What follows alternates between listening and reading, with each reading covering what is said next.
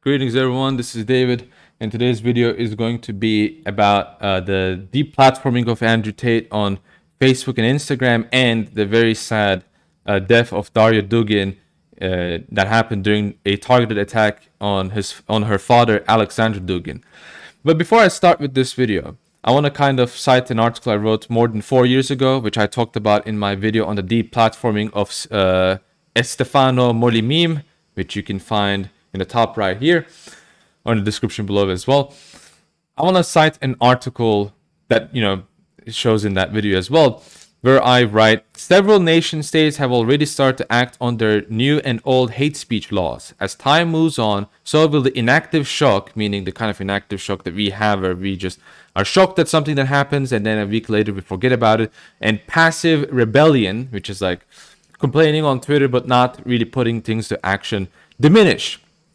And, I kind of criticize the inactive shock and passive rebellion, but it is, in fact, in some ways useful because it still shows some kind of resistance. But when that resistance diminishes over time due to its very characteristics, I then further write, leading to further implementations, actions, and normalizations of these hate speech laws. Note that I wrote this in 2018. I wrote this in the middle of 2018, summer of 2018, I think June, right?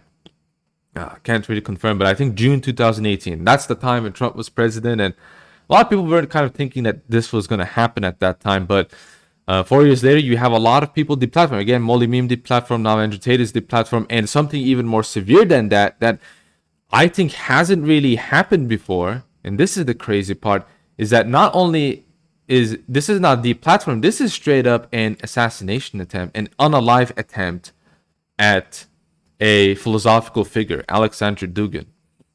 It's an attempt to unalive him. And that is what is crazy to me, because something like that hasn't really happened in recent history. Maybe it did, and I just don't remember because of the inactive shock, right? Because usually what happens is that an event happens, everyone's surprised for mostly a week, and then everyone forgets about it, right? So that's the nature of these things. So having said that, I want to kind of move on from the kind of purposes of these deplatforming tactics and kind of the attempt on Alexander Dugin. A lot of people focus on the personalities, right? The aspect of the persons themselves, right? Andrew Tate says some things that are provocative, or Alexander Dugin has a weird philosophical ideas. I think what people don't understand is that these public figures are in some way an image, a reflection of their supporters, right? If you support someone for promoting X belief and someone is attacked for X belief, then the X believers are in a sense also targeted. And that's the main point that I want to get to.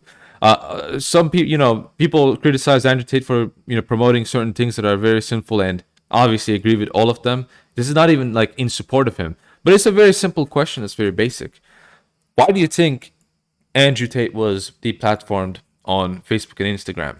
Was it because he promoted fornication? Was it because he promoted the corruption of the youth, right? Like Socrates was? I mean, that's kind of like how it ended up being. But no, there are many corruptors of youth. There are many people that promote evil things.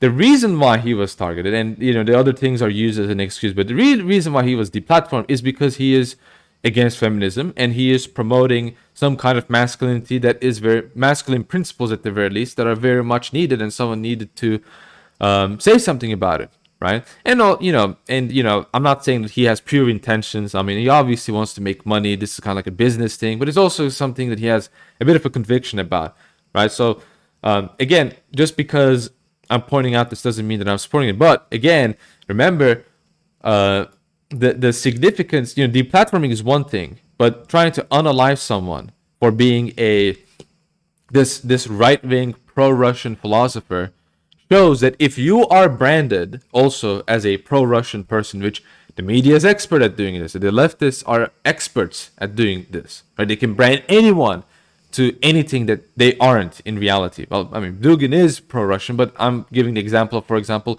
maybe you, the viewer, if you're critical of Ukraine, you will get branded as pro-Russian. And then bear in mind, a lot of these people actually support and celebrate what happened to Alexander Dugin's daughter, I've seen a lot of them support this on Twitter.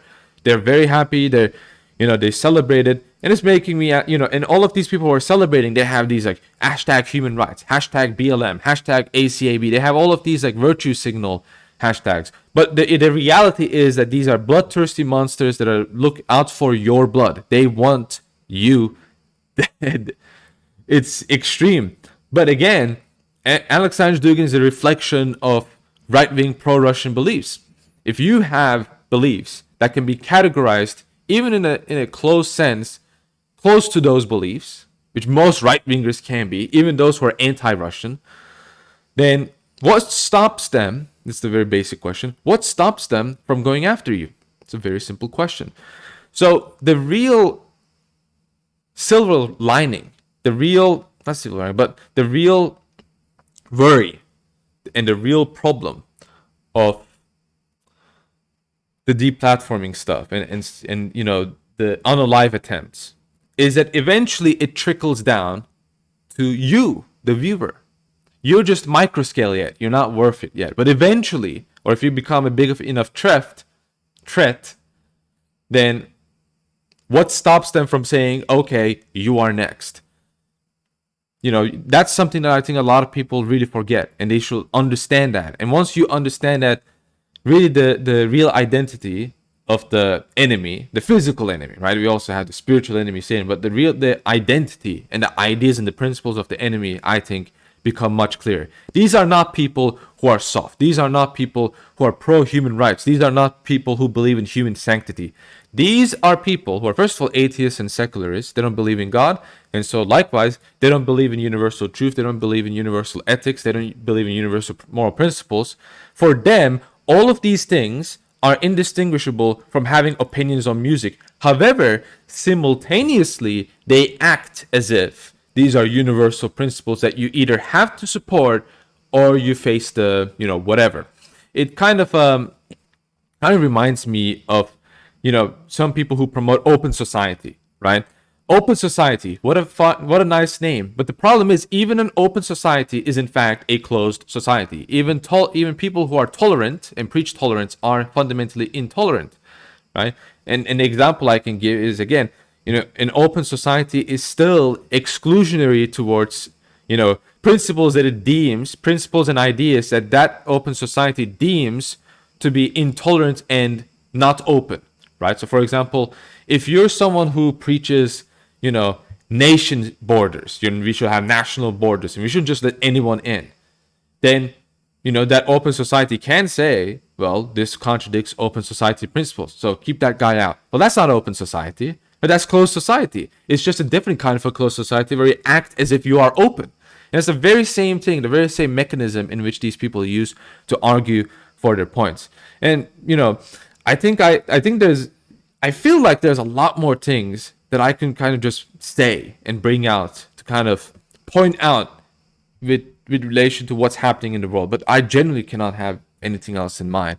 I think that it just makes me think that there is something crazy and scary going on, not to fearmonger, not to make you afraid, but remember, there are people that you see online or in real life that will not even blink to, you fill in the blanks, okay? If history is any indication of that, especially even recent history, the last century, if that's any indication of that, that urge has not gone away. And that's what I want to end the video with. So, thank you for watching. Make sure to support those who, might also face these things as well. Because ultimately, this is about truth. This is about goodness. And that's what we're trying to promote. And that's what, sometimes, it hasn't gone to the super bad point where someone who's preaching, pure goodness is being deplatformed yet. We haven't gone to that time. But remember, it's not about the persons and the fullness of the persons. It's what they are promoting that is seen as a threat to the system.